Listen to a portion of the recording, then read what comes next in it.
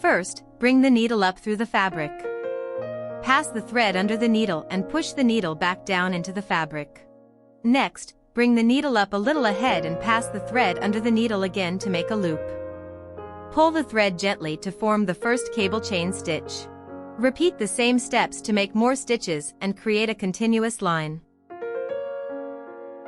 Take it slow and keep the loops even for a neat, twisted effect.